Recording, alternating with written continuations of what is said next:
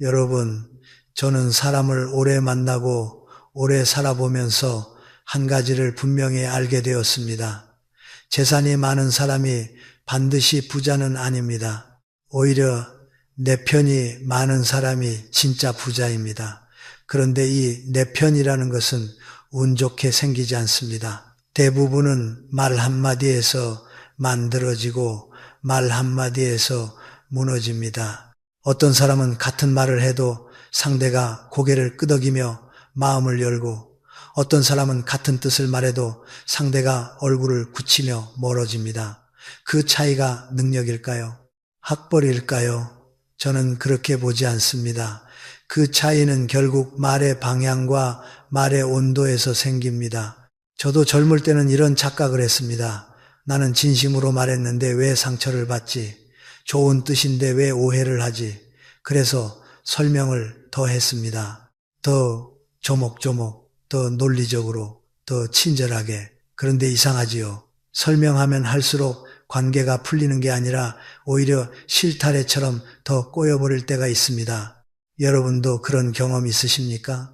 분명 같은 말인데도 누가 하면 피가 되고 살이 되는 조언이 되고 내가 하면 듣기 싫은 잔소리가 되는 순간 말입니다.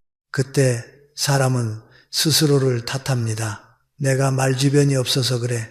괜히 나섰다가 상처받느니 조용히 지내자. 그리고 마음을 접습니다. 그런데 여러분, 저는 그게 성격 문제라고 생각하지 않습니다. 우리는 평생 착하게 말하라, 예의 있게 말하라, 상대를 이해하라는 교육은 받았지만 정작 어떻게 말해야 관계가 살아나는가를 배우지 못했습니다. 착한 말이 항상 좋은 말이 되는 것은 아닙니다. 이해하려는 마음이 항상 이해되는 결과로 이어지지도 않습니다. 인간관계는 마음만으로 유지되는 게 아니라 표현의 기술로도 유지됩니다. 그리고 그 기술은 나이가 들수록 더 필요합니다. 왜냐하면 나이가 들수록 관계는 넓어지기보다 줄어들기 쉽고 한번 틀어지면 다시 회복하기가 더 어려워지기 때문입니다. 오늘 저는 여러분께 아주 단순한 원리를 하나 말씀드리려고 합니다. 이 원리만 제대로 잡아도 미운 사람과의 관계가 풀릴 때가 많습니다. 특히 가족, 모임, 이웃, 직장, 동호회처럼 안 볼 수 없는 관계에서 큰 차이가 납니다. 여러분, 인간관계가 어려운 이유는 상대가 나빠서만이 아닙니다. 사실 더 큰 이유는 우리가 상대의 마음이 다치는 지점을 모르고 거기를 계속 건드리기 때문입니다. 마음이 다치는 지점은 아주 작은 데서 시작합니다. 말투 한 번, 표정 한 번, 단어 선택 한 번, 그리고 그 작은 것들이 쌓여서 저 사람은 나를 무시해, 저 사람은 나를 통제하려 해, 저 사람은 나를 평가해라는 결론으로 굳어집니다. 이 결론이 굳어지는 순간 아무리 좋은 말을 해도 들리지 않습니다. 그러니 우리는 먼저 좋은 말을 하려고 애쓰기 전에 상대의 방어가 올라오지 않는 말부터 익혀야 합니다. 여러분, 사람은 칭찬을 좋아합니다. 그런데 이상하게도 앞에서 받는 칭찬은 때때로 불편합니다. 왜 저렇게까지 말하지? 나한테 뭘 바라는 건가? 이런 생각이 들기도 합니다. 반면에 우연히 제3자를 통해 내 이야기를 들었을 때 그 사람이 나를 좋게 말했더라 라는 소식은 마음 깊이 박힙니다. 왜일까요? 앞에서 하는 칭찬은 의도가 섞여 보이지만 뒤에서 전해지는 말은 의도가 없어 보이기 때문입니다. 여러분이 정말 사람의 마음을 얻고 싶다면 여기서 방향을 바꾸셔야 합니다. 내가 직접 잘해주겠다가 아니라 그 사람이 스스로 마음을 열게 만들겠다. 이 관점이 바뀌면 말이 바뀌고 말이 바뀌면 관계가 바뀝니다. 제가 아는 분 중에 문화센터 노래교실에 다니는 분이 계셨습니다. 그분이 하신 이야기가 참 인상 깊었지요. 거기에 유독 눈에 거슬리는 사람이 한 명 있었다고 합니다. 목소리는 크고 칭찬을 받으면 너스레를 떨고 자기 이야기로 분위기를 가져가고 때로는 남을 툭툭 건드리는 말도 한다는 겁니다. 여러분, 그런 사람을 보면 마음이 어떻습니까? 저 사람만 아니면 모임이 참 좋을 텐데 그런 생각이 올라옵니다. 그런데 그분이 어느 날 우연히 보게 된 장면 하나가 마음을 바꿨다고 합니다. 그 사람이 남들 없는 곳에서 목이 쉬어가며 연습을 하고 있더라는 겁니다. 그 순간 마음속에서 뭐가 풀렸습니다. 아, 저 사람도 그냥 잘난 척만 하는 게 아니구나. 저 사람은 저 사람대로 피나는 노력을 하고 있구나. 그리고 중요한 행동을 하나 했습니다. 그 사람 앞에서 칭찬을 더 하지 않았습니다. 오히려 수업이 끝나고 선생님과 다른 회원들이 모인 자리에서 그 사람이 없을 때 이렇게 말했습니다. 그분 진짜 대단하더라고요. 아까 보니까 목이 쉬도록 연습하시던데요. 노래를 잘하는 게 타고난 게 아니라 보이지 않는 데서 애쓰니까 잘하는 거겠죠. 열정 하나는 정말 인정해야 합니다. 여러분, 여기서 핵심은 칭찬이 아닙니다. 인정입니다. 그 사람의 노력과 마음을 있는 그대로 인정해 준 겁니다. 그리고 그 인정이 없는 자리에서 나왔다는 사실이 결정적입니다. 이 말은 돌고 돌아 결국 그 사람 귀에 들어갔습니다. 다음 주에 그 사람이 옆자리에 앉아 따뜻한 음료 하나를 건네며 마음을 열었다고 합니다. 사람들이 나를 오해하는데 내 노력 알아봐주는 사람은 당신뿐이다. 이렇게 말하며요. 관계가 그렇게 바뀌었습니다. 얄미웠던 사람이 가까운 사람이 되고 불편했던 사람이 든든한 편이 되었습니다. 여러분, 이게 말의 힘입니다. 그리고 이런 변화는 거창한 설득이나 긴 설명이 아니라 짧은 한 문장에서 시작됩니다. 특히 그 사람 앞에서가 아니라 그 사람 뒤에서라는 방향이 중요합니다. 여러분은 오늘부터 이렇게 해보십시오. 가족에게도 모임에서도 직장에서도 딱 한 번만 해보셔도 됩니다. 상대를 앞에 두고 달콤한 말을 늘어놓는 게 아니라 그 사람이 없는 자리에서 제3자에게 짧게 한마디를 건네는 겁니다. 며느리에게 직접 고생한다 말하기 쑥스러우면 아들에게 슬쩍 말하십시오. 요즘 그 사람 참 애쓴다. 친구에게 직접 말하기 못 적으면 다른 사람에게 말하십시오. 그래도 그 친구만한 친구기 없다. 여러분의 입에서 나간 그 말은 발이 없어도 천리를 가서 결국 다시 여러분에게 돌아옵니다. 그것이 존중이 되고 배려가 되고 나중에는 관계의 따뜻한 빚이 되어 돌아옵니다. 여러분, 우리는 흔히 인간관계에서 이겨야 한다, 인정받아야 한다, 내 뜻을 관철해야 한다에 마음을 씁니다. 하지만 제가 보기에는 관계를 살리는 사람은 다릅니다. 그들은 먼저 상대의 마음을 풀어주는 말을 한 번 던집니다. 그 한 번이 쌓이면 어느 순간 상대가 먼저 마음을 엽니다. 그리고 그때부터는 우리가 애써 말하지 않아도 관계가 스스로 굴러가기 시작합니다. 오늘 여러분께 드린 첫 번째 기술은 아주 단순합니다. 앞에서 말고 뒤에서 하라. 이것 하나만으로도 인간관계의 공기가 달라집니다. 우리가 늙는다는 것은 고집이 굳어지는 게 아니라 마음의 평수가 넓어지는 것이라고 저는 믿습니다. 그러니 오늘부터 말의 방향을 조금만 바꿔보십시오. 그 작은 변화가 여러분의 남은 삶을 사람이 모이는 삶으로 바꿔줄 것입니다. 여러분, 방금 일부에서 제가 말씀드린 것은 앞에서 말고 뒤에서 하라였습니다. 즉, 사람의 마음은 면전의 달콤한 말보다 우연히 전해 들은 인정에 더 깊이 움직인다는 이야기였죠. 그런데 현실에서 우리가 더 자주 부딪히는 장면은 따로 있습니다. 칭찬을 할 기회도 없이 상대가 먼저 나를 세워서 말을 던지는 순간입니다. 가족이든 친구든 이웃이든 때로는 가장 가까운 사람이 가장 아픈 말을 합니다. 그럴 때 여러분은 어떻게 하십니까? 같이 나를 세우면 싸움이 되고 억지로 참고 있으면 속이 썩습니다. 그래서 많은 분들이 이 나이에 사람 때문에 왜 이렇게 힘들어야 하나 하고 마음을 닫아버립니다. 그런데 여러분, 저는 여기서 관점을 하나만 바꿔보자고 말씀드리고 싶습니다. 사람의 말은 겉으로는 칼날처럼 날카로워도 그 속에는 종종 두려움, 걱정, 인정받고 싶은 마음이 섞여 있습니다. 문제는 그 마음이 서툴게 표현될 때 우리는 그 칼날만 보고 반응한다는 것입니다. 그러니 오늘 2부의 핵심은 이것입니다. 그 마음을 선의로 해석해서 돌려주라. 상대의 말 속에 숨은 의도를 내가 먼저 좋은 뜻으로 번역해서 되돌려주는 겁니다. 이게 무조건 참으라는 말이 아닙니다. 오히려 더 강한 기술입니다. 싸움을 피하면서도 관계의 주도권을 잃지 않는 방법이지요. 경기도에 사시는 67세 옥수님 이야기를 들어보겠습니다. 옥수님에게는 효녀이지만 성격이 다소 급한 딸이 있었습니다. 어느 날 옥수님이 장을 보러 나갔다가 비가 많이 와서 미끄러졌고 무릎을 조금 다치셨습니다. 아프고 속상한 마음에 딸에게 전화를 했습니다. 그런데 딸이 위로를 해주기는커녕 불벼락처럼 말을 쏟아냈습니다. 엄마, 비 오는 날 돌아다니지 말라고 내가 몇 번을 말했어. 왜 내 말을 안 들어? 나 속 터져 죽는 꼴 보고 싶어?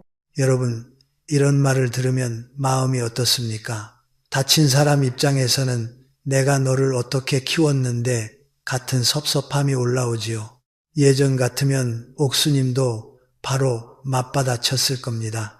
다친 사람한테 그게 할 소리냐? 그러면 그날로 모녀 사이가 얼어붙고 며칠 동안 말 한마디 안 하는 냉전이 시작되었겠지요. 하지만 그날 옥수님은 잠깐 멈췄습니다. 심호흡을 크게 한번 하고 딸의 짜증 섞인 목소리 이면에 있는 것을 보려고 했습니다. 그리고 이렇게 말했습니다. 아이고, 우리 딸, 엄마 다쳤을까봐 놀라서 소리 지르는구나. 엄마 걱정해 주는 건 너밖에 없네. 네가 그렇게 걱정해 주니까 뼈가 부러진 것도 아닌데 벌써 다 나은 것 같다. 고맙다. 여러분, 이 한마디가 얼마나 큰 힘을 가지는지 아십니까? 딸은 그 말을 듣고 더 이상 화를 낼 명분이 사라졌습니다. 저녁이 되어 딸이 울면서 말했습니다. 엄마, 미안해. 내가 놀라서 그랬어. 지금 약 사서 갈게. 만약 옥수님이 똑같이 소리를 지르며 싸웠다면 어땠을까요?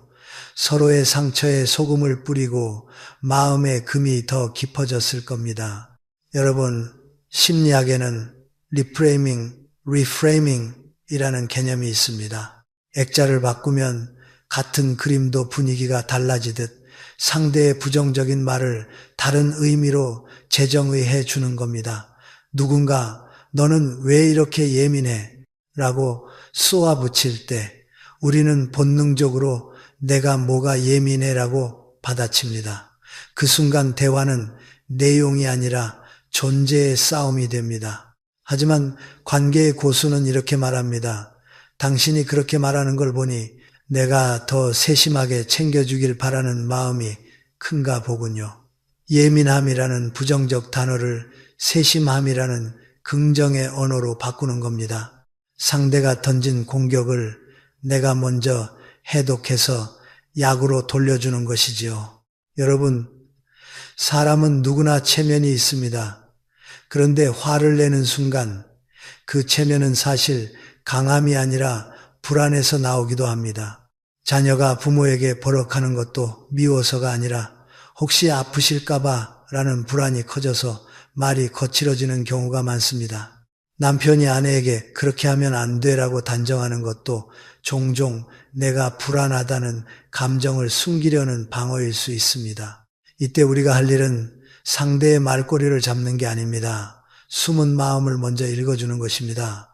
그러면 싸움은 시작되기 전에 힘을 잃습니다. 왜냐하면 사람은 내 마음을 알아주는 사람을 상대로 끝까지 화를 내기가 어렵기 때문입니다.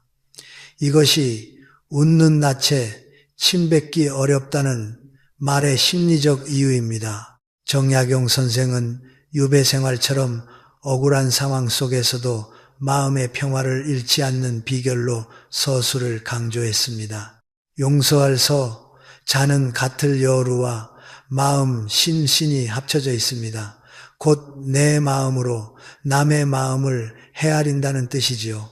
선생은 아들에게 보낸 글에서 남이 나를 비난할 때 말꼬리를 잡지 말고 그 속뜻을 먼저 살펴라는 취지로 가르쳤습니다. 겉으로 드러난 말은 칼날 같아도 그 속에는 두려움, 걱정, 인정, 욕구가 숨어 있다는 것을 꿰뚫어 보신 겁니다.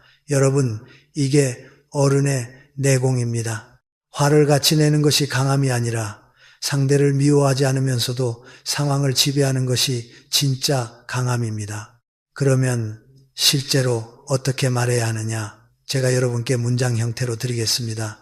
다음에 누군가 나를 세워 말할 때 그 말에 끌려가지 말고 이렇게 번역해 보십시오. 왜 또 그렇게 했어? 나 걱정해서 그러는구나.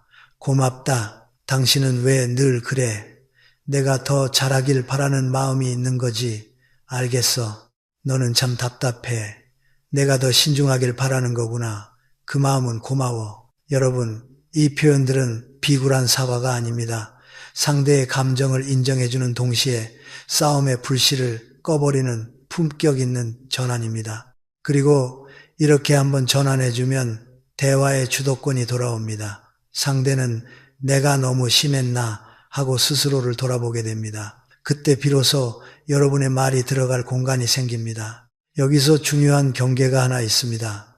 선의로 해석한다는 것은 상대의 무례를 계속 허용하라는 뜻이 아닙니다. 리프레이밍은 먼저 관계의 온도를 낮추는 기술이고 그 다음에 필요하면 경계를 세우는 말을 붙일 수 있습니다. 예를 들어 이렇게요. 걱정해서 하는 말인 건 알아. 그래서 고맙다. 다만 그렇게 큰 소리로 말하면 나는 마음이 아프다. 우리 조금만 부드럽게 이야기하자. 여러분, 이게 품격입니다. 상대의 마음을 인정해 주면서도 나의 마음도 지키는 말입니다. 싸움 없이 경계를 세우는 것이죠. 여러분, 우리는 나이가 들수록 관계가 단순해질 것 같지만 오히려 감정은 더 섬세해집니다. 몸이 약해질수록 마음도 쉽게 상처받습니다. 그래서 말이 더 중요해집니다. 오늘 2부에서 제가 드린 것은 거창한 철학이 아닙니다. 상대의 부정적인 말을 걱정으로 번역해 되돌려주는 것. 이 한 가지만으로도 많은 관계가 다시 살아납니다. 다음에 누군가 버럭하면 같이 버럭하지 마십시오. 잠깐 멈추고 속뜻을 먼저 잡아내고 선의로 해석해 돌려주십시오. 그러면 여러분은 싸움의 당사자가 아니라 상황을 정리하는 사람이 됩니다. 그리고 그 순간부터 사람들은 여러분을 함부로 대하지 못합니다. 왜냐하면 부드러움 속에서 나오는 단단함을 느끼기 때문입니다. 원수도 은인이 되는 길은 멀리 있지 않습니다.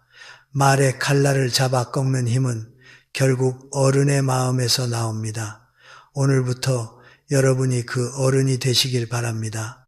여러분, 2부에서 우리는 상대의 날선 말을 그대로 받아치지 않고 그 속뜻을 선의로 번역해서 돌려주는 기술을 이야기했습니다. 그렇게 하면 싸움은 크게 줄어듭니다. 그런데도 인간관계가 풀리지 않는 경우가 있습니다. 왜냐하면 어떤 사람은 착한 말을 해줘도 좋은 의도로 받아줘도 여전히 나를 불편하게 만들기 때문입니다. 그 사람은 늘 한마디씩 간섭하고 내 일을 평가하고 내 방식에 시비를 겁니다. 여러분 동네에도 이런 분 한 분쯤 계시지요. 모임에서도 꼭 있고 아파트에서도 있고 친척 중에도 있고 직장에도 있습니다.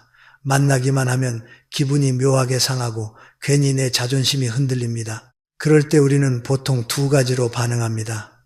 하나는 참다가 속이 썩고 또 하나는 정면으로 맞서다가 관계가 깨집니다. 그런데 여러분, 제가 오래 살며 배운 것은 이겁니다. 사람은 나를 도와준 사람을 미워하기 어렵다는 사실입니다. 더 정확히 말하면 사람은 내가 그를 도와주는 것보다 그가 나를 돕게 될 때 마음이 움직입니다. 그래서 3부의 핵심은 이 한 문장입니다. 나를 돕게 만들라. 부탁은 민폐가 아니라 상대의 마음을 내 편으로 바꾸는 가장 빠른 장치가 될 수 있습니다. 제가 아는 67세 오부님 이야기입니다. 오부님은 주말 농장에서 고추, 상추를 심으며 텃밭을 가꾸는 분입니다. 그런데 옆 밭에 박 선생님이라는 이웃이 있었습니다. 이 박 선생님은 지나갈 때마다 한마디씩 꼭 던졌습니다. 그렇게 심으면 다 죽어. 그걸 왜 그렇게 해? 걸으면 좋나? 사사건건 간섭이었습니다. 처음에 오부님은 속으로 생각했습니다. 제발 가던 길이나 가시지. 그래서 표정이 굳고 말수가 줄고 결국 두 사람은 서로 봐도 인사하지 않는 서먹한 관계가 되었습니다. 여러분도 이런 관계 아시지요? 얼굴은 자주 마주치는데 마음은 점점 더 멀어지고 마주칠 때마다 피곤해지는 관계 말입니다. 오부님도 처음에는 간섭하지 마세요라고 말하고 싶었습니다. 그런데 곰곰이 생각해보니 그렇게 하면 싸움이 커질 것 같았습니다. 그래서 오부님은 전략을 바꿨습니다.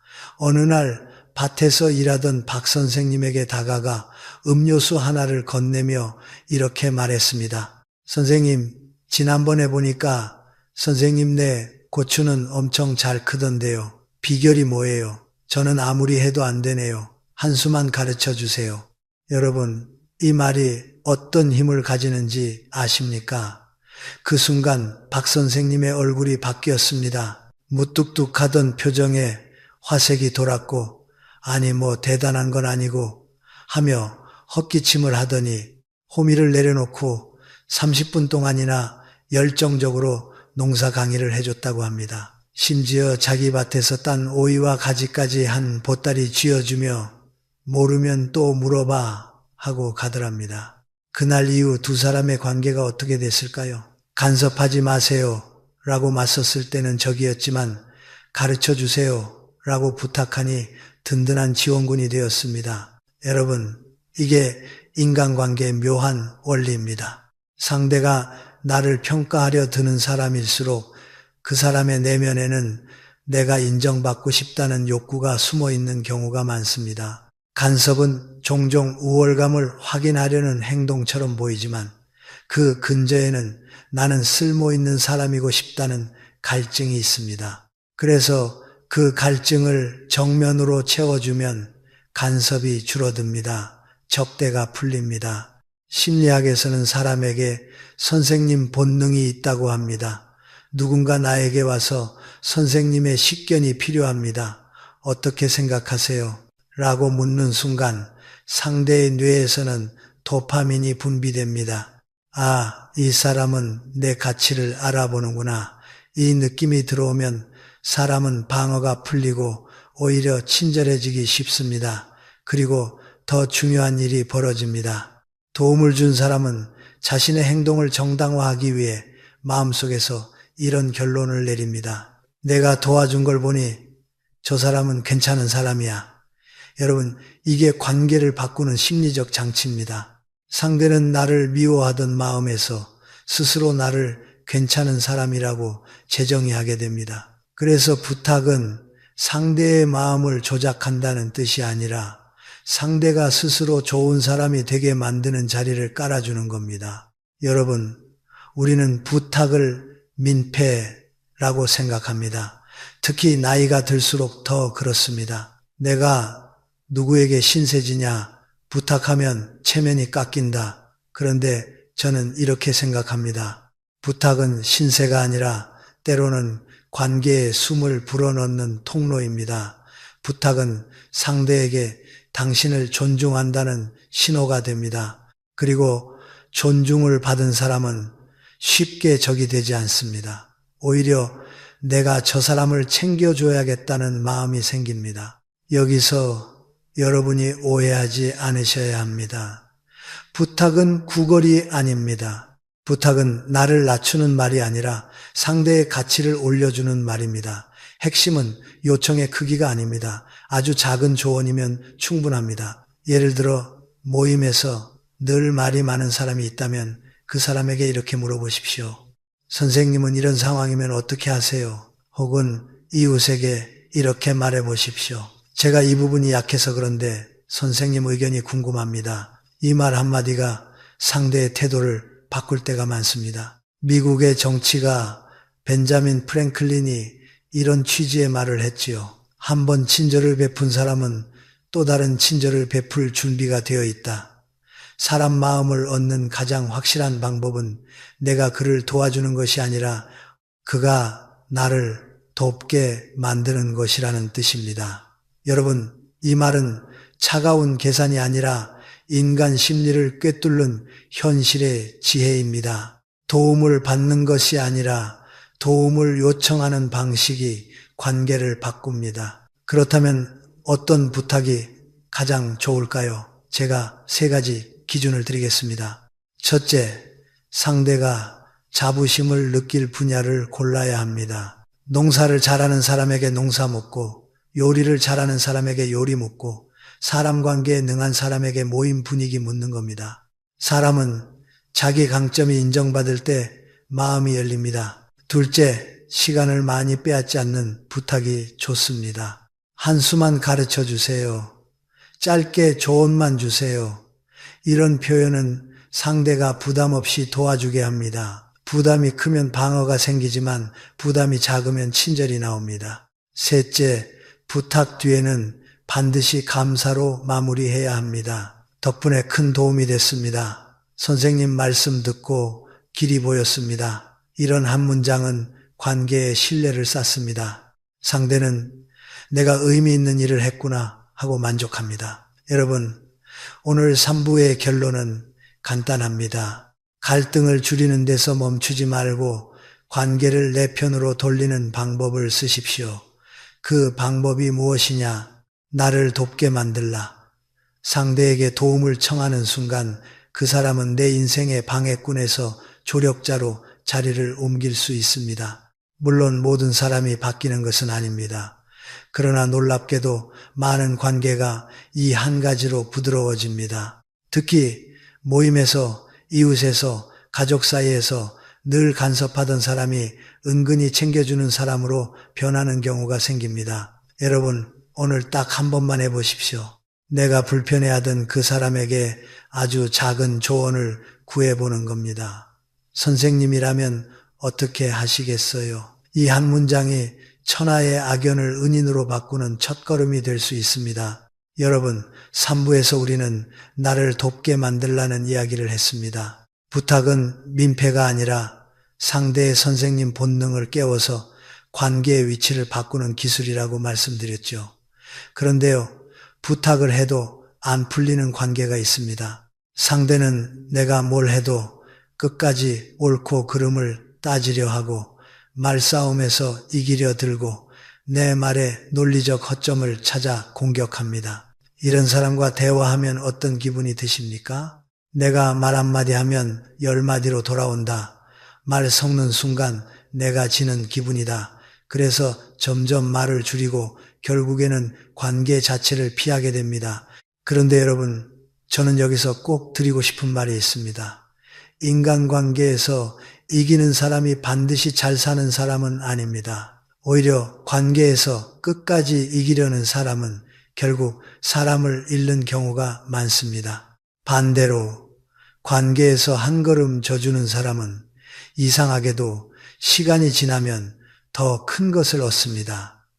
그래서 정약용 선생이 남긴 말 중에 제가 참 좋아하는 표현이 있습니다. 소인은 이기려 하고 군자는 져주려 한다. 이 말의 핵심은 비굴하게 참아라가 아닙니다. 저주되 주도권을 잃지 말라입니다. 오늘 4부에서는 그 기술을 아주 구체적으로 말씀드리겠습니다. 여러분, 사람은 대화에서 무엇을 원할까요? 사실 내용보다 더 큰 것이 있습니다. 바로 내 존재가 인정받는 느낌입니다. 심리학에서는 이것을 심리적 산소라고도 부릅니다. 숨이 막히면 사람이 공격적으로 변하듯 대화에서 인정받지 못하면 사람은 심리적으로 질식하고 살기 위해 더 날카로워집니다. 그래서 누군가가 내 말을 자꾸 끊고 그건 틀렸어, 말이 안 돼, 현실성이 없어 라고 하면 내용이 아니라 내 존재가 부정당한 느낌이 들지요. 그러면 우리도 본능적으로 방어합니다. 그리고 싸움은 시작됩니다. 여러분이 앞으로 해야 할 일은 딱 하나입니다. 상대가 옳고 그름을 따지며 달려올 때 그 칼끝을 정면으로 막지 마십시오. 정면으로 막는 순간 서로 더 세게 찌릅니다. 대신 칼끝을 옆으로 흘려야 합니다. 그 방법이 무엇이냐? 먼저 인정하고 그 다음에 내 말을 하라. 이게 군자의 기술입니다. 지는 척하면서 사실은 대화의 방향을 내 쪽으로 가져오는 방식이지요. 직장인 김 팀장 이야기를 들려드리겠습니다. 김 팀장은 논리적이고 똑똑하기로 소문난 사람이었습니다. 후배들이 아이디어를 내면 그건 현실성이 없어 데이터 가져와 라고 자르는 일이 많았습니다. 본인은 합리적이라고 생각했습니다. 그런데 어느 날 후배들이 자신만 빼고 회식을 한다는 사실을 알게 됐습니다. 김 팀장은 충격을 받았습니다. 내가 뭐 그렇게 잘못했나? 그런데 곰곰이 떠올려 보니 후배들 입장에서는 늘 자기 생각이 무시당했다는 느낌을 받았던 겁니다. 김 팀장은 화법을 바꿨습니다. 후배가 엉뚱해 보이는 의견을 내도 예전처럼 잘라내지 않고 이렇게 말했습니다. 내 입장에서는 그렇게 생각할 수도 있겠네. 여러분, 이 한 문장이 무슨 일을 할까요? 상대의 뇌에 산소를 넣어줍니다. 아, 내 생각이 인정받았다. 그 순간 편도체가 진정되고 전두엽이 다시 작동합니다. 그러면 사람은 공격할 필요가 없어집니다. 공격성이 내려갑니다. 그리고 김 팀장은 그 다음에 조용히 자기 의견을 덧붙였습니다. 그런데 이런 조건에서는 이렇게 바꾸면 더 좋아질 것 같아. 놀랍게도 후배들이 이렇게 반응했습니다. 팀장님, 제가 그 부분은 미처 생각 못했네요. 팀장님, 말씀대로 수정하겠습니다. 김 팀장은 그때 깨달았습니다. 옳은 말로 이기는 건 하수고 져주면서 내 뜻을 관철하는 게 고수구나. 여러분, 관계에서 자꾸 싸우는 이유는 내용이 틀려서가 아닙니다. 상대의 존재를 부정했기 때문입니다. 그건 틀렸어 라고 말하는 순간 상대는 내 의견이 아니라 내 존재가 공격받았다고 느낍니다. 그러면 본능적으로 방어 태세를 갖춥니다. 그래서 더 강하게 밀어붙이고 더 크게 소리치고 더 끝까지 가려고 합니다. 반대로 그럴 수도 있겠네요. 한마디는 상대를 살립니다. 숨을 쉬게 해줍니다. 숨을 쉬게 해준 사람에게 사람은 쉽게 칼을 휘두르지 못합니다. 정약용 선생은 관계에서 옳고 그름을 따지는 것을 경계했습니다. 법정에서는 판사가 옳고 그름을 가리지만 인간관계에서는 그런 태도가 결국 관계를 말려 죽인다고 보았습니다. 그래서 군자는 져주려 한다고 했습니다. 여기서 져준다는 것은 굴복이 아닙니다. 상대의 마음을 먼저 살려주는 것입니다. 마음이 살아야 말이 들어가고 말이 들어가야 변화가 생깁니다.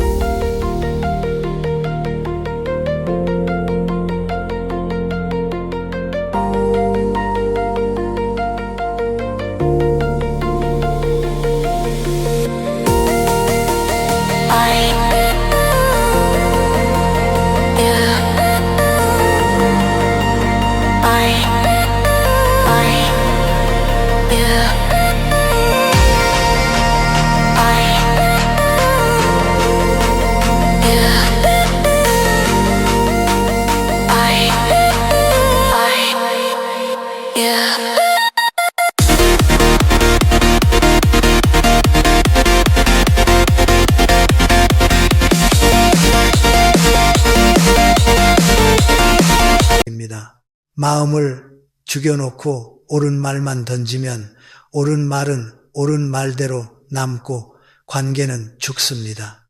그렇다면 여러분이 실제로 써먹을 문장을 드리겠습니다. 말이 꼬일 때, 상대가 따지며 달려올 때 아래의 순서를 쓰십시오. 인정한 문장. 그렇게 생각하실 수 있겠네요. 그 입장에서는 충분히 그럴 만합니다. 그 부분은 이해가 됩니다. 내 기준 한 문장, 저는 이렇게 보면 어떨까 싶습니다. 다만 제 입장에서는 이런 점이 걱정됩니다. 그래도 저는 이쪽이 더 안전하다고 봅니다. 함께 가는 제안 한 문장, 우리 둘 다 편한 방향으로 이렇게 조정해 볼까요? 그렇다면 중간에서 이렇게 해보면 어떨까요? 당신 생각도 살리고 제 걱정도 줄이는 방식이 이거 같습니다. 여러분, 이 세 단계는 싸움의 구조를 바꿉니다. 상대가 공격하고 나는 방어하는 구조가 아니라 같이 해결하는 구조로 전환됩니다. 그러면 상대는 더 이상 적이 아니라 협상 상대가 됩니다. 관계가 살아납니다. 여기서 아주 중요한 경고를 하나 드리겠습니다. 인정은 아첨이 아닙니다. 당신이 옳다라고 말하라는 게 아닙니다. 당신의 마음이 이해된다라고 말하라는 겁니다. 그 차이를 꼭 기억하십시오. 우리는 상대가 틀렸다고 느끼면 상대 마음까지 틀렸다고 말해버리는 실수를 합니다. 그러나 마음은 틀리고 맞는 대상이 아닙니다. 마음은 그냥 존재합니다. 그 마음을 인정해주면 대화는 부드러워집니다. 여러분, 나이가 든다는 건 저는 마음의 평수가 넓어지는 것이라고 생각합니다. 바다가 강물을 다 받아들이듯 큰 그릇을 가진 사람이 결국 사람을 얻습니다. 혈기왕성한 사람과 똑같이 얼굴 붉히며 싸우는 것은 내 체면만 깎아먹습니다. 반대로 상대의 말을 그럴 수도 있겠네 하고 한번 감싸주는 사람은 상대의 뾰족함을 부끄럽게 만들고 결국 자기 뜻을 따르게 합니다. 이것이 진짜 내공 있는 어른의 품격입니다. 오늘 사부의 결론은 이겁니다. 이기려 하지 마십시오. 먼저 져주는 척 하십시오. 그리고 그 져줌으로 상대의 마음을 살리고 그 다음에 내 말을 하십시오. 그렇게 하면 여러분은 싸움에서 지는 사람이 아니라 관계를 지키는 사람이 됩니다. 그리고 이상하게도 그런 사람이 결국 더 큰 존중을 받습니다. 여러분, 사부에서 우리는 소인은 이기려 하고 군자는 져주려 한다는 말을 중심으로 먼저 인정하고 그 다음 내 의견을 말하는 타당화의 기술을 배웠습니다. 그런데요, 관계는 기술을 잘하는 것만으로 유지되지 않습니다. 더 무서운 것이 있습니다. 내가 공들여 쌓아 올린 신뢰와 호감이 습관처럼 내뱉는 한마디로 와르르 무너질 때가 있다는 겁니다.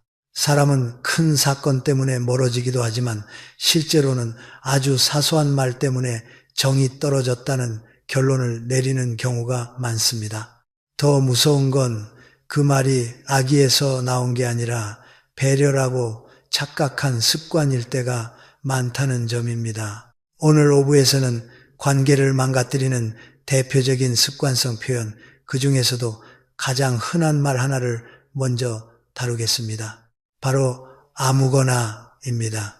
여러분, 아무거나는 겉으로 보면 착하고 배려 깊은 말처럼 보입니다. 난 까다롭지 않아. 상대가 편한 대로 해. 이런 의미로 생각하지요. 그런데 관계에서는 이 말이 종종 정반대로 작동합니다.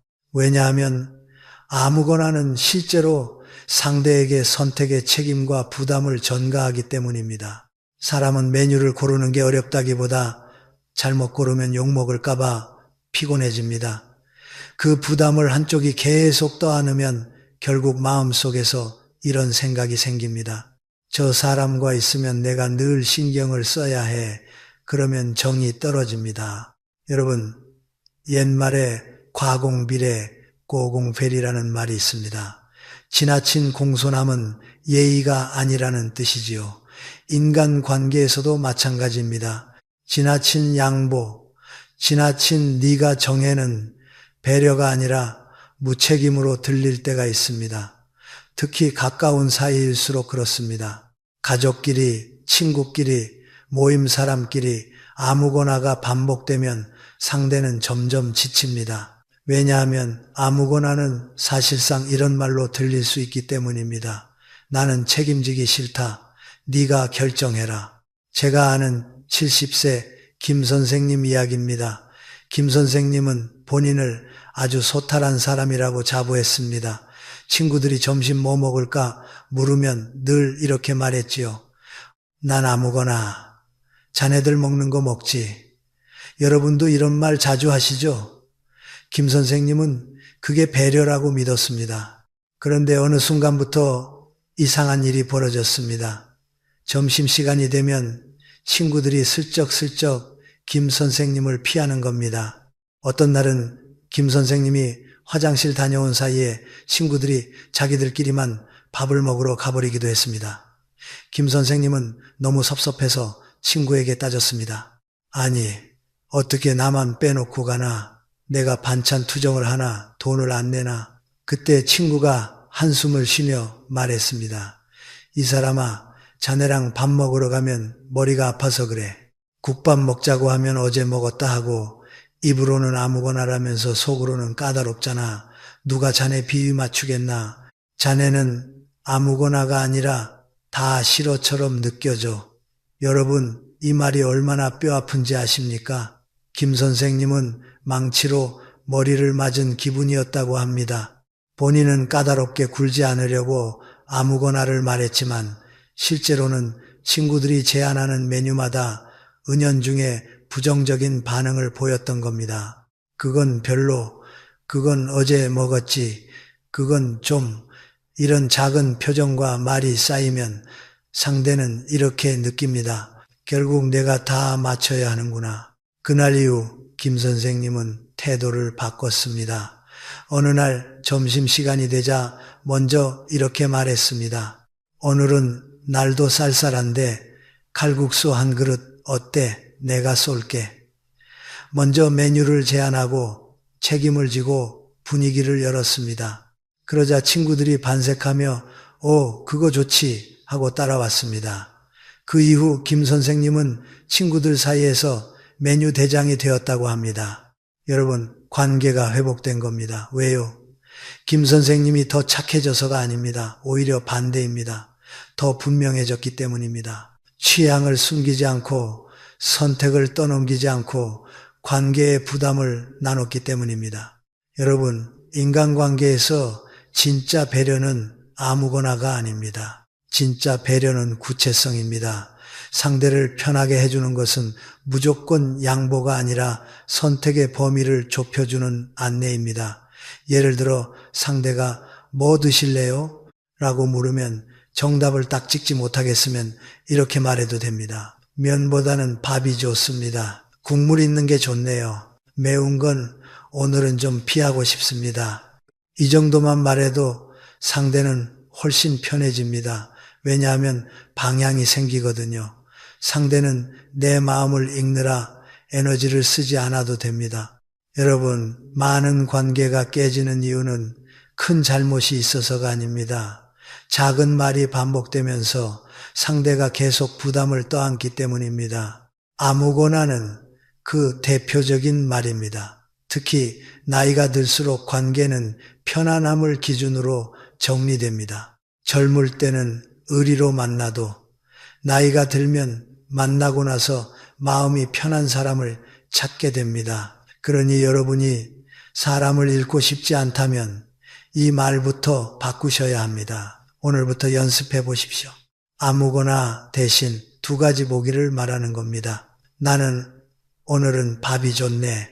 아니면 국수도 괜찮고 뜨끈한 게 좋네. 설렁탕이나 칼국수 어때? 이렇게만 바꿔도 상대는 이 사람은 같이 있기 편하다라고 느낍니다. 편안함은 관계를 살리고 관계를 오래 가게 합니다. 여러분, 관계에서 가장 큰 배려는 내가 다 맞출게가 아닙니다. 내 마음을 분명히 말해줘서 네가 편하게 결정하게 해줄게입니다. 그게 진짜 어른의 배려입니다. 그리고 그 배려는 한마디에서 시작됩니다. 아무거나를 끊고 이런 쪽이 좋아요로 바꾸는 것. 오늘부터 이 한 가지만 바꾸셔도 사람들은 여러분 곁에 더 오래 남을 것입니다. 여러분, 5부에서 우리는 관계를 무너뜨리는 습관의 말 아무거나를 다뤘습니다. 겉으로는 배려처럼 보이지만 실제로는 선택의 부담을 상대에게 떠넘겨 피로를 쌓는 말이었지요. 오늘 6부에서는 그보다 더 위험한 말, 많은 가정과 관계를 조용히 망가뜨리는 표현을 다루겠습니다. 바로 솔직히 말해서입니다. 여러분, 솔직히라는 말은 듣기엔 깨끗해 보입니다. 거짓이 없고 정직하고 있는 그대로 말하는 것 같지요. 그런데 관계에서는 이 단어가 칼집이 없는 칼이 되는 경우가 많습니다. 왜냐하면 솔직히 뒤에 오는 말은 대개 상대를 평가하거나 판정하는 말이기 때문입니다. 솔직히 말해서 그건 별로야. 솔직히 너는 너무 느려. 솔직히 당신은 센스가 없어. 이런 말은 말하는 사람 입장에서는 사실일지 모르지만 듣는 사람에게는 사형 선고처럼 들릴 때가 있습니다. 더 무서운 건 말하는 사람은 마음속에서 이렇게 면죄부를 만든다는 겁니다. 나는 솔직하게 말했을 뿐이야. 악의는 없어. 그러나 듣는 사람은 다릅니다. 악의가 없었다고 해서 상처가 없는 건 아니지요. 제가 아는 65세 동현님 이야기입니다. 동현님은 평생 대쪽 같은 성격으로 살아온 분이었습니다. 거짓말을 못하고 포장해서 말하는 것을 답답해했습니다. 그래서 무슨 말을 하든 솔직히 말해서로 시작하는 습관이 있었습니다. 어느 날 아내분이 오랜만에 미용실에 다녀와 머리를 하고 기분 좋게 들어왔습니다. 그리고 남편에게 이렇게 묻습니다. 여보, 나 머리 어때? 좀 젊어 보여. 여러분이라면 이때 뭐라고 하시겠습니까? 마음에 안 들어도 분위기 봐서 예쁘네 한마디 하는 분들도 많습니다. 그런데 동현님은 눈치 없이 이렇게 말해버렸습니다. 솔직히 말해서 당신 얼굴이 커서 그 머리 하니까 더 넙대대해 보여. 여러분, 저는 그 순간의 정적이 눈에 보이는 듯합니다. 아내 얼굴이 흑빛이 되고 그날부터 방문을 걸어 잠그고 말이 없어졌다고 합니다. 동현님은 3일 동안 라면만 끓여 먹으며 뼈저리게 후회했습니다. 그리고 친구에게 하소연했지요.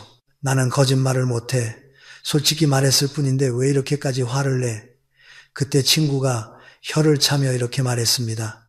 이 친구야, 그럴 땐 솔직히가 아니라 내 생각엔이라고 하는 게 좋아. 내 생각엔 당신은 생머리가 더 우아한 것 같아 라고 했으면 밥상이 달라졌을걸. 여러분, 여기서 핵심은 진실을 말하느냐 마느냐가 아닙니다. 진실을 어떤 옷을 입혀 내보내느냐의 문제입니다. 같은 뜻이라도 칼이 될 수도 있고 약이 될 수도 있습니다. 우리가 관계에서 실패하는 이유는 사실을 말해서가 아니라 사실을 무례한 방식으로 던지기 때문입니다. 솔직히 라는 단어는 종종 그 무례함을 정당화하는 장치가 됩니다. 심리학에서는 이런 것을 면죄부 효과라고도 볼 수 있습니다. 말하는 사람은 스스로를 정당화하지만 듣는 사람은 마음의 상처를 입습니다. 정약용 선생은 말조심을 매우 엄하게 경계했습니다. 생각나는 대로 내뱉는 것은 짐승의 울음소리와 다를 바 없다는 취지로까지 말했지요. 말은 마음에서 나와 입을 거쳐 상대의 가슴에 꽂힙니다. 내가 옳은 말을 했다는 사실이 상대의 마음을 베는 칼이 되면 그건 죄가 될 수 있다고 보았습니다. 여러분, 옳음은 중요하지만 관계에서는 옳음보다 품격이 더 중요할 때가 많습니다. 특히 가족에게는 더 그렇습니다. 가족은 판정받고 싶어서 함께 사는 게 아닙니다. 인정받고 싶어서 함께 사는 겁니다. 그럼 여러분, 우리는 어떻게 바꿔야 할까요? 아주 간단한 원칙을 드리겠습니다. 솔직히를 말하고 싶을 때는 먼저 쿠션을 깔아라. 쿠션이 뭐냐? 바로 조심스럽지만 제 생각에는 제가 느끼기엔 같은 표현입니다. 이 말들은 진실을 숨기지 않으면서도 상대의 자존심과 감정을 보호해 줍니다. 말의 충격을 줄여주는 완충제입니다. 예를 들어 솔직히 이 음식 맛없어는 칼입니다. 하지만 조심스럽지만 내 입맛에는 조금 짠 것 같은데 자네는 어떤가?는 대화입니다. 둘 다 짜다는 사실을 말하지만 하나는 사람을 무한하게 만들고 하나는 함께 조정할 길을 만듭니다. 솔직히 너 그 옷 안 어울려는 판정입니다. 하지만 제 생각엔 밝은 색이 당신 얼굴을 더 살리는 것 같아는 제안입니다. 사람은 판정을 싫어하지만 제안은 받아들일 여지가 있습니다. 여러분, 관계에서 우리가 조심해야 할 것은 거짓말이 아닙니다. 거칠음입니다.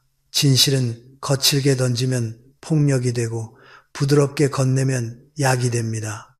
특히 나이가 들수록 우리는 솔직함을 미덕으로 착각하기 쉽습니다. 난 원래 솔직해. 난 빈말 못해. 그런데 여러분, 빈말을 하라는 게 아닙니다. 빈말이 아니라 빈틈없는 배려를 하라는 겁니다. 말은 사람을 살릴 수도, 사람을 멀어지게 할 수도 있습니다. 여기서 여러분께 실전 문장을 3개만 드리겠습니다. 다음에 솔직히가 입 밖으로 나오려 할 때 아래로 바꿔보십시오. 솔직히 말해서 조심스럽지만 이 부분은 이렇게 바꾸면 더 좋을 것 같아요. 솔직히 너는 제가 느끼기엔 지금은 조금 쉬는 게 필요해 보여요. 솔직히 별로야. 제 취향에는 다른 스타일이 더 잘 어울릴 것 같아요. 여러분, 이 작은 변화가 관계를 지킵니다. 솔직히라는 말은 상대에게 내가 너를 평가한다는 신호로 들릴 수 있습니다. 하지만 제 생각에는 으로 바꾸는 순간 그것은 내가 너를 판정한다가 아니라 나는 이렇게 느낀다로 바뀝니다. 상대는 덜 공격받고 더 안전해집니다. 안전함이 생기면 대화가 됩니다. 대화가 되면 관계가 삽니다.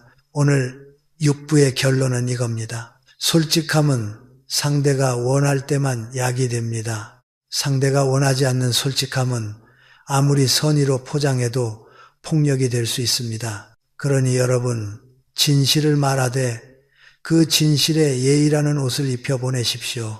그 한마디의 품격이 여러분의 남은 인간관계를 지켜줄 것입니다. 여러분, 6부에서 우리는 관계를 상처내는 말, 솔직히 말해서를 다뤘습니다. 솔직함이 미덕처럼 보이지만 상대가 원하지 않는 솔직함은 칼이 될 수 있고, 그래서 조심스럽지만 제 생각에는 같은 쿠션 언어가 필요하다고 말씀드렸죠. 오늘 7부에서는 많은 부모, 많은 선배, 많은 어른들이 무심코 쓰지만 듣는 사람의 마음을 가장 빨리 닿게 만드는 표현을 다루겠습니다. 바로 다 너 잘되라고 하는 소리야 입니다. 여러분, 이 말은 겉으로는 사랑입니다. 걱정입니다. 배려입니다. 말하는 사람은 진심으로 그렇게 믿습니다. 그런데 이상하게도 이 말을 들은 사람은 고마워하기보다 숨이 막히고 화가 나고 멀어지고 싶어 합니다. 왜 그럴까요? 이유는 간단합니다. 이 말 속에는 종종 통제가 숨어 있기 때문입니다. 너를 위해서라는 말은 아름답지만 듣는 사람 귀에는 이렇게 번역되기도 합니다. 내 말이 정답이고 너는 따라야 한다. 그러면 사람은 즉시 심리적 저항을 일으킵니다. 인간은 누구나 자기 인생의 운전대를 스스로 잡고 싶어 하거든요. 심리학에는 심리적 저항, reactance이라는 개념이 있습니다. 누군가 내 자유를 빼앗으려 한다고 느끼는 순간 사람은 본능적으로 반발합니다. 공부해라 하면 더 하기 싫고, 결혼해라 하면 더 안 하고 싶고, 그 사람 만나지 마 하면 더 만나고 싶어지는 것이 인간 마음입니다. 특히 다 너 잘되라고 하는 소리야 라는 말은 의도와 상관없이 상대의 자유를 침범하는 느낌을 줄 때가 많습니다. 그래서 고마움보다 반발이 먼저 올라오는 겁니다. 저도 비슷한 경험이 있습니다. 직장에서 후배가 시행착오를 겪으며 힘들어하는 모습을 보면 선배로서 안타까운 마음이 들지요. 그래서 제가 이렇게 말한 적이 있습니다. 그건 그렇게 하면 안 돼. 이렇게 하는 게 나아. 다 너 고생하지 말라고 이야기해 주는 거야. 저는 좋은 뜻이라고 생각했습니다.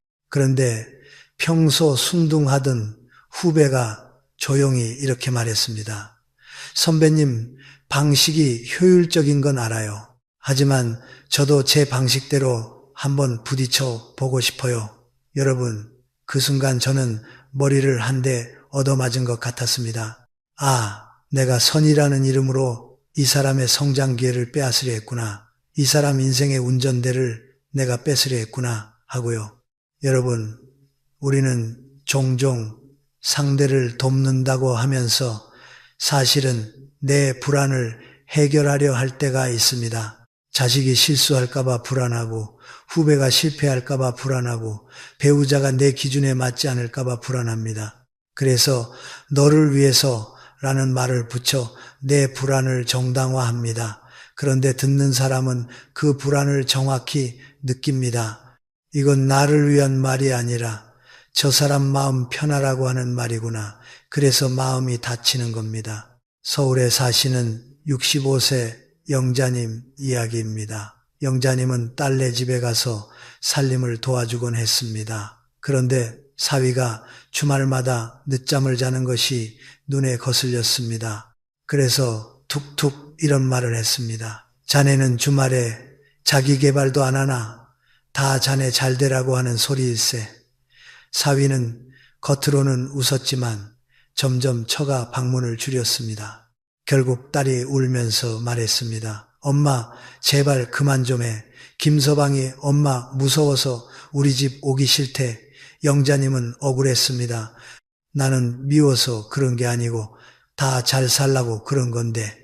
그런데 며칠 밤을 생각하다가 깨달았습니다. 그 말은 사위를 위한 말이 아니라 사실은 내 기준대로 살게 하고 싶은 욕심이었다는 것을요. 그 후 영자님은 방법을 바꿨습니다. 잔소리를 멈추고 말없이 따뜻한 밥상을 차려주고 조용히 용돈을 쥐어주며 이렇게 말했습니다. 힘들지, 밖에서 따뜻한 거라도 사 먹어. 그러자 사위가 오히려 죄송한 마음이 들어서 주말에 더 일찍 일어나 청소도 하고 더 부지런해졌다고 합니다. 여러분, 참 아이러니하지요. 잔소리로 통제하려 할 때는 멀어지고 믿어줄 때는 오히려 스스로 변합니다. 이것이 인간의 마음입니다. 정약용 선생은 당대 최고의 지성이었지만 함부로 남을 가르치려 들지 않았습니다. 오히려 선생은 상대가 스스로 표현하려 애쓰지 않으면 열어주지 않는다는 태도를 강조했습니다. 쉽게 말해 상대가 도와주세요. 어떻게 하면 좋을까요? 라고 묻기 전까지는 함부로 입을 열지 말라는 뜻입니다. 왜냐하면 원하지 않는 조언은 밥을 억지로 떠먹이는 것과 같기 때문입니다. 배부른 사람에게 억지로 떠먹이는 밥은 고문입니다. 듣는 사람도 말하는 사람도 지칩니다. 여러분, 그렇다면 우리는 이 말을 어떻게 바꿔야 할까요? 핵심은 간단합니다. 다 너 잘 되라고 라는 말 대신 선택권을 상대에게 돌려주는 말을 써야 합니다. 상대의 자유를 인정하는 순간 심리적 저항은 줄어듭니다. 제가 실전 문장으로 드리겠습니다. 다 너 잘 되라고 하는 말이야. 나는 네가 걱정돼서 이렇게 느꼈어. 판단이 아니라 감정으로 말합니다. 정답이 아니라 마음을 말하면 상대는 덜 공격받습니다. 내 말대로 해. 내 선택을 존중해. 다만 내 생각은 이래. 선택권을 주면 상대는 오히려 내 말을 들을 여유가 생깁니다. 너 그러다 큰일 난다. 필요하면 언제든 내가 도와줄게. 통제 대신 지원을 말하면 관계가 따뜻해집니다. 여러분, 가장 지혜로운 어른은 정답을 주는 사람이 아닙니다. 안전한 공간을 주는 사람입니다. 자식이든 후배든 배우자든 사람은 안전하다고 느낄 때 성장합니다. 반대로 통제받는다고 느끼면 성장 대신 방어를 합니다. 그러니 다 너 잘 되라고 라는 말이 입 밖으로 나오려 할 때 한 번만 멈추십시오. 그리고 이렇게 바꿔보십시오. 네가 어떻게 하든 나는 네 편이야. 이 말은 통제가 아니라 지지입니다. 지지는 사람을 살리고 관계를 살립니다. 오늘 7부의 결론은 이겁니다. 선의는 명분이 아닙니다. 선의는 상대가 편안해지는 방식으로 전달될 때만 선의입니다. 내가 아무리 좋은 뜻을 가졌더라도 듣는 사람이 괴로우면 그건 사랑이 아니라 폭력이 될 수 있습니다. 그러니 여러분, 다 너 잘되라고 대신 상대의 자유를 존중하는 말로 바꾸십시오. 그 순간부터 여러분의 말은 잔소리가 아니라 품격 있는 어른의 조언이 됩니다. 여러분, 여기까지 오셨습니다. 우리는 사람을 내 편으로 만드는 말의 기술을 하나씩 짚어왔습니다. 앞에서 칭찬하지 말고 뒤에서 인정하라. 날선 말을 선의로 번역해 되돌려라. 상대가 나를 돕게 만들어라. 관계에서는 이기려 들지 말고 먼저 인정해 산소를 줘라. 그리고 마지막으로 관계를 무너뜨리는 습관의 말들, 아무거나 솔직히 말해서 다 너 잘되라고, 이것들을 어떻게 바꿔야 하는지도 살펴봤습니다. 여러분, 이걸 다 외우지 못해도 괜찮습니다. 저는 오늘 마지막에 딱 하나만 남기고 싶습니다. 오늘 또는 내일 반드시 실제로 해볼 수 있는 한 가지입니다. 왜냐하면 지혜는 머리에만 남으면 아무 소용이 없고 손과 입에서 한 번이라도 움직일 때 비로소 인생이 바뀌기 때문입니다. 여러분, 인간관계는 거창한 승부가 아닙니다. 하루아침에 바뀌는 것도 아닙니다. 대부분은 아주 작은 말이 반복되면서 천천히 바뀝니다. 그리고 그 작은 말은 논리보다 태도를 담습니다. 사람은 내 논리를 기억하기보다 내 말이 주었던 느낌을 기억합니다. 그래서 관계에서 이기는 사람은 논리로 이긴 사람이 아니라 상대 마음을 안전하게 만든 사람입니다. 상대가 나와 있을 때 숨이 편해지는 사람, 그 사람이 결국 곁에 남습니다. 나이가 들수록 더 그렇습니다. 젊을 때는 의리로도 만나지만 나이가 들면 결국 만나고 나서 마음이 편한 사람이 남습니다. 여러분은 어떤 사람이 되고 싶으십니까? 저는 여러분이 사람이 모이는 어른이 되셨으면 합니다. 그건 특별한 능력이 아니라 말 한마디의 습관으로 만들어집니다. 자, 오늘 제가 여러분께 남길 딱 한 가지 실천은 이것입니다. 오늘 만날 사람 한 명을 정하고 그 사람을 없는 자리에서 칭찬하세요. 여러분, 일부에서 말했지요. 앞에서 하는 칭찬은 가끔 의심을 부르지만 뒤에서 전해지는 인정은 마음을 녹입니다. 그래서 오늘은 특별히 어렵게 하지 마십시오. 길게 말할 필요도 없습니다. 진짜 중요한 건 그 사람의 노력을 인정하는 한 문장입니다. 예를 들어 가족이라면 이렇게 해보십시오. 며느리가 고생하는 게 보이면 며느리 앞에서 장황하게 말하지 말고 아들에게 슬쩍 말하세요. 요즘 그 사람 참 애쓴다. 너는 복받은 줄 알아라. 이 말은 반드시 돌아갑니다. 말은 발이 없어도 천리를 가니까요. 모임에서 불편한 사람이 있다면 이렇게 해보십시오. 그 사람의 잘난 척이 거슬릴수록 그 뒤에 있는 노력 하나를 찾아서 없는 자리에서 말해보세요. 말은 좀 세도 저 사람 꾸준히 준비하는 건 인정해야 해. 이 한 문장이 관계의 공기를 바꿉니다. 여러분이 그 사람을 바꾸려 한 게 아니라 내가 보는 프레임이 바뀌는 겁니다. 프레임이 바뀌면 말이 바뀌고 말이 바뀌면 상대의 반응이 바뀝니다. 여러분, 혹시 이렇게 생각하실 수도 있습니다. 나는 그 사람 칭찬할 마음이 안 나는데요. 맞습니다. 사람 마음이 그렇습니다. 그런데 여기서 중요한 원리가 하나 있습니다. 칭찬은 감정이 아니라 선택이라는 겁니다. 칭찬은 좋아하는 마음에서만 나오는 게 아닙니다. 때로는 내가 나를 지키기 위해 하는 선택입니다. 내가 관계에서 상처받지 않기 위해, 내가 마음의 평화를 지키기 위해, 내가 불필요한 악연을 만들지 않기 위해 하는 선택입니다. 여러분, 악연도 은인이 될 수 있습니다. 단 내가 먼저 말의 방향을 바꿀 때입니다. 그리고 두 번째로 오늘 꼭 같이 기억해야 할 작은 원칙이 있습니다. 누군가가 나를 세워 말할 때 그 말에 반응하지 말고 숨은 마음에 반응하라는 겁니다. 자식이 버럭하면 나 무시하냐가 아니라 이렇게 번역해 보세요. 걱정해서 그러는구나. 그리고 이렇게 한 문장만 던져보십시오. 아이고, 걱정해줘서 고맙다. 이 말은 상대를 무장해제시킵니다. 상대는 부끄러워집니다. 그때부터 대화가 됩니다. 여러분이 어른이 되는 순간이지요. 또 하나, 관계에서 싸움이 잦은 분들은 이 문장을 꼭 기억하십시오. 그럴 수도 있겠네. 이 한마디는 상대에게 심리적 산소를 줍니다. 산소를 받은 사람은 칼을 휘두를 이유가 줄어듭니다. 여러분이 먼저 인정해주면 상대는 내려옵니다. 내려온 사람에게 그제야 내 말이 들어갑니다. 저는 이걸 수없이 봤습니다. 관계는 설득으로 풀리는 게 아니라 진정으로 풀립니다. 진정이 먼저이고 그 다음이 설득입니다. 여러분, 이제 마지막 질문을 드리겠습니다. 여러분은 남은 인생에서 옳은 사람으로 살고 싶으십니까? 아니면 사람이 남는 사람으로 살고 싶으십니까? 저는 후자를 권합니다. 옳음은 혼자서도 가질 수 있지만 사람은 혼자서 지킬 수 없기 때문입니다.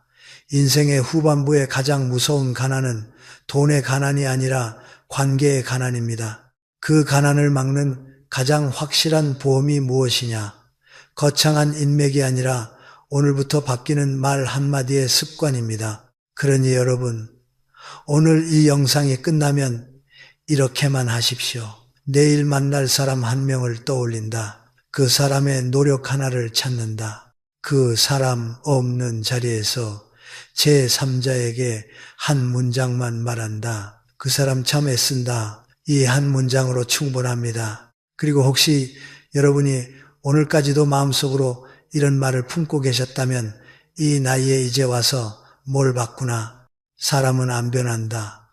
저는 분명히 말씀드리고 싶습니다. 나이 든다는 건 굳어가는 게 아니라 익어가는 것입니다. 사과가 익어야 단맛이 나듯 여러분은 이제 말해도 단맛을 낼 수 있는 나이에 와 있습니다. 젊은 사람은 흉내낼 수 없는 깊이가 여러분 안에 있습니다. 오늘부터 그 깊이를 말로 베풀어 보십시오. 그러면 여러분은 어디를 가도 존중받는 사람이 됩니다. 미운 사람도 여러분 앞에서 조심하게 되고 악연도 어느 순간 은인이 될 수 있습니다. 저는 김영석 교수였습니다. 여러분의 남은 날들이 사람으로 풍성해지기를, 마음이 편안해지기를 진심으로 응원합니다. 오늘도 건강하고 평안한 하루 보내십시오.